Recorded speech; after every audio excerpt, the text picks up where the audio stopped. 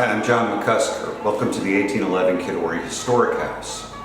If you're like me, you've certainly been seduced by the portability and convenience of digital music. That you could walk around with one device and carry 1,000 songs seems like a miracle, just in my lifetime. And in music, we're always looking for what's the next thing, who's the next band, what's the new recording, what's the new sound system. I got curious about the history of recorded music when I got interested in jazz history. And we know the first jazz record came out in 1917, so I knew we had recorded music then, but how much further does it go back?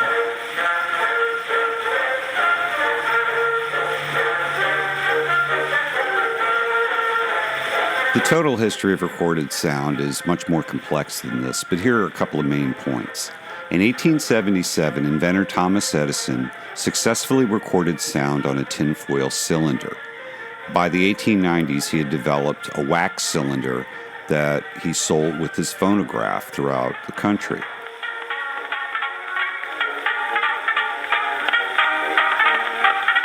Although Edison was first, he was soon eclipsed by a new type of phonograph, one that didn't play a cylinder, but played a flat record.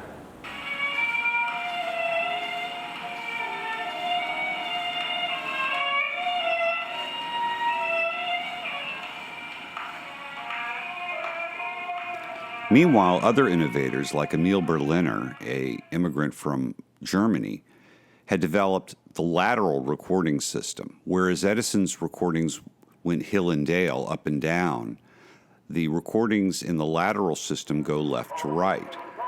Berliner successfully developed a disc phonograph, and the discs proved much more appealing to the consumer market. And really, there we have the emergence of the 78 record that for the next 50 years would be the dominant media for people to listen to music and recordings on. One of the next innovations was by the Victor Company in the United States, and they developed phonographs with outside horns. And in fact, their logo is still to this day very famous. The picture of the dog, his name is Nipper, looking in the phonograph horn. The interesting thing, though, is the product that Victor became synonymous with was the Victrola, which was an innovation in as much as it didn't have the outside horn. The horn was built as a speaker box inside an attractive piece of furniture. And this became really the template for phonographs going forward. It's ironic because every Victrola had the Victor label on it, which had that icon of the dog looking in the horn phonograph, when that's not really where they made their money. Some of the Victrola phonographs that we have at the 1811 Kid Ory Historic House sold in the millions and millions. Just this one model we had, they made and sold 500,000 of them in 1917 alone. And 1917 brings us back to where the first jazz record was made by the original Dixieland Jazz Band.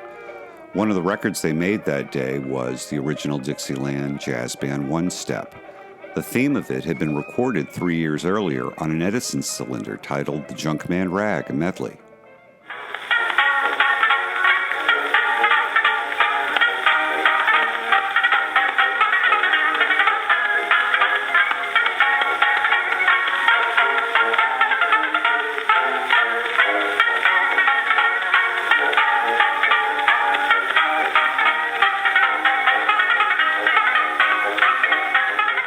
In 1922, Kid Ory's band recorded in California, waxing his classic song, Ory's Creole Trombone. In 1925, Kid Ory joined Louis Armstrong in Chicago for his Hot 5 recording sessions.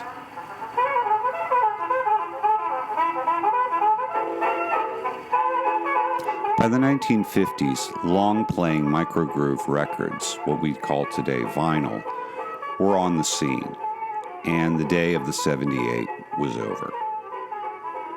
Hey, thanks for watching, and come visit us at the 1811 Kid Ory Historic House.